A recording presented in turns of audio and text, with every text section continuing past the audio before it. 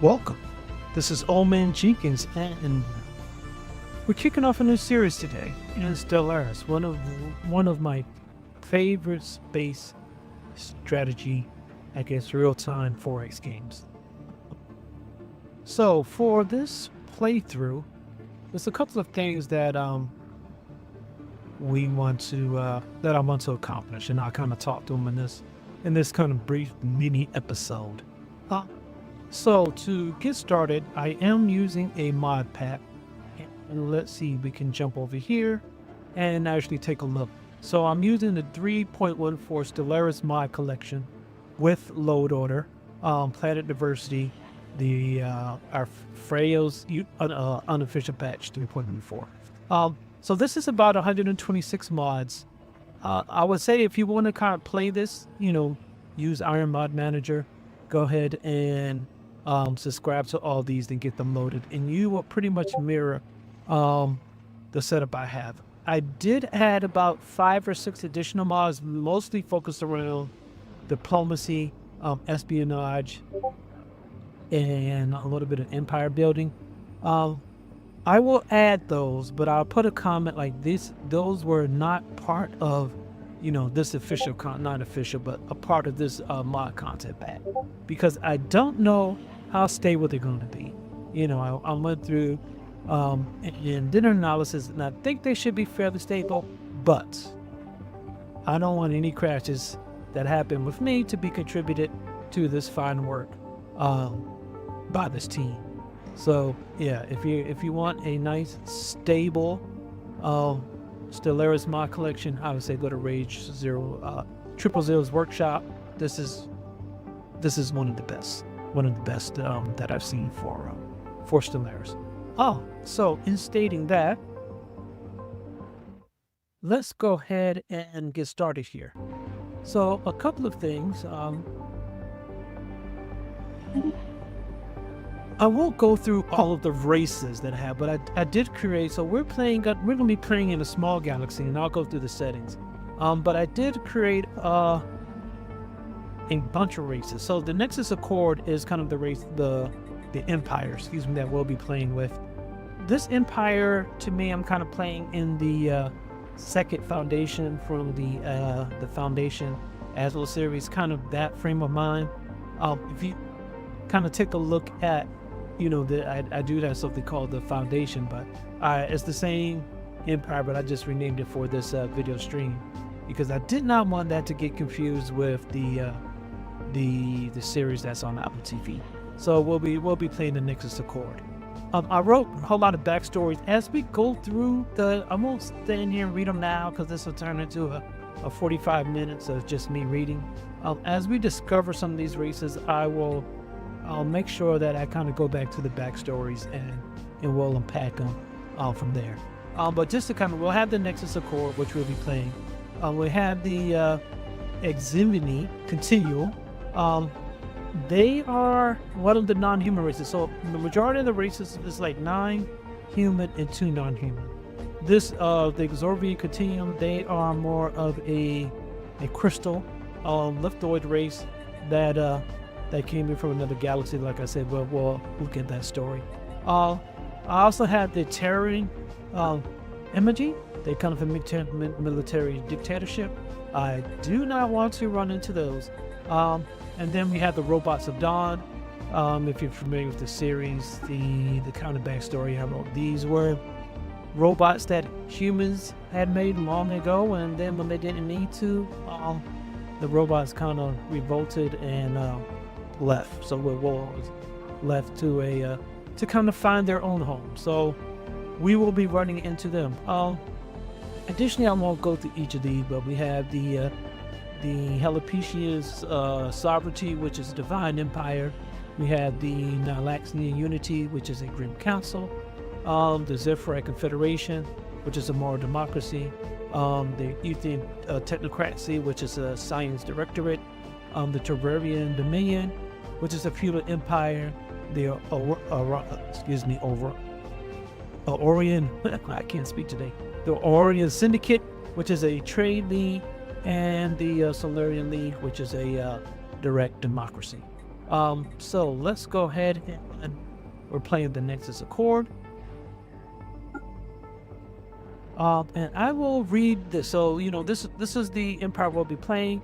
We're orchestrate, science, directorate, ethics, xenophile, pacifist, and materialist. Civics, we're shadow council and technocracy. The species tree. So for all of the humans are going to have the adaptive tree. And then from each of there are 2 to 3 other traits that kind of make each of the humans unique. So they are natural sociologists. They are weak, so that is something that we're going to really have to overcome if we want to unite the galaxy under our rule. Quick learners, and fleeting means that they have a short lifespan. So our home world would be Stars End. It's a dry, super habitable world. This should give us an advantage, and we'll have an advantage going in. I want this to kind of be a fun play.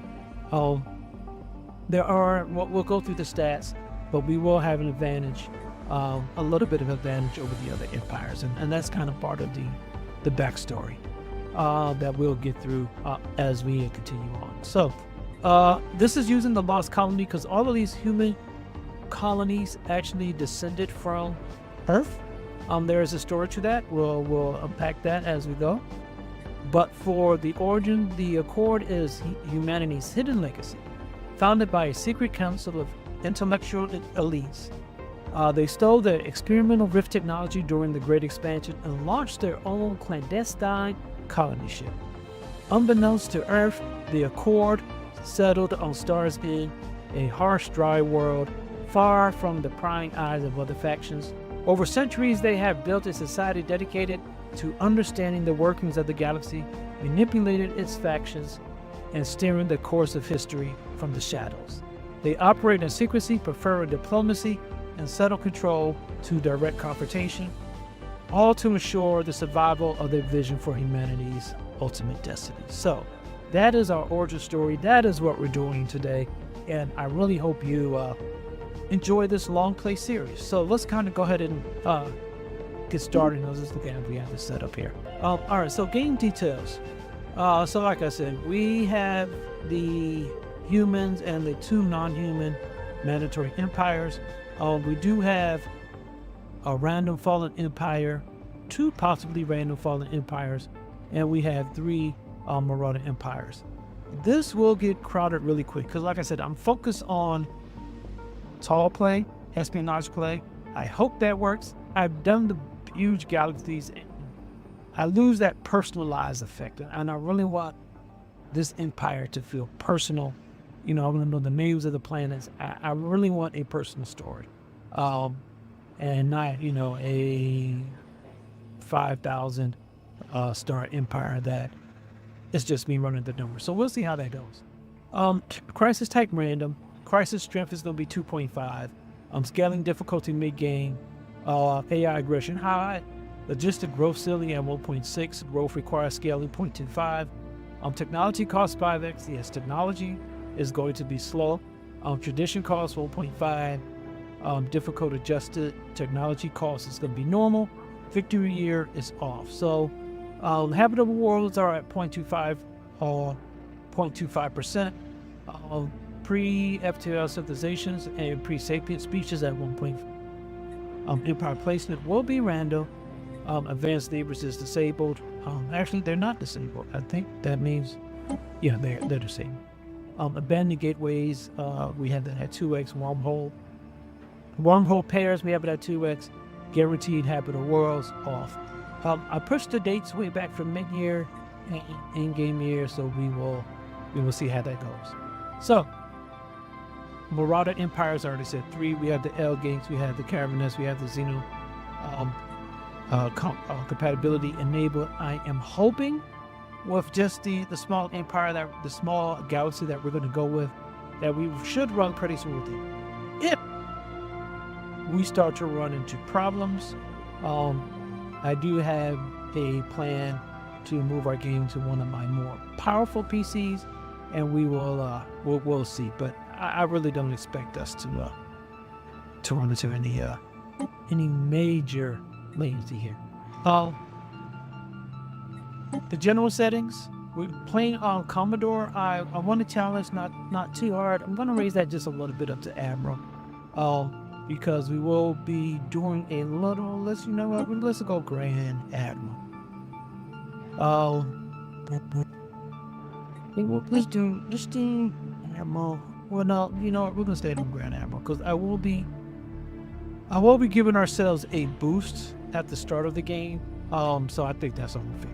Galaxy size 400 stars. So it's going to be imperative that we lock down our borders at the start and figure out this is the area that we're going to try to control. So you will see a push for that. Hyperman density is 0.75. Like I said, followed empires 1 and 2, advanced AI stars 1 to 3, AI empires we already had that set as 10. So I think I'm going to go ahead and put a cut here. If this interests you, please like, share, hit the little bell dingy button so you can get alerted as we go. Goal is to put about 2 to 3 series a week, and I hope this will be a good play. So let's go ahead and put a cut here. I do want to thank our business sponsors, because without their support, I really could not get this done. So coffeecakesandtalk.com, P-Bird Media, G7publishing.com, and additionally, thank to our supporters. Biblically, if you haven't done so, type in his name, check out his YouTube channel, really good stuff. And hopefully I will see you next episode.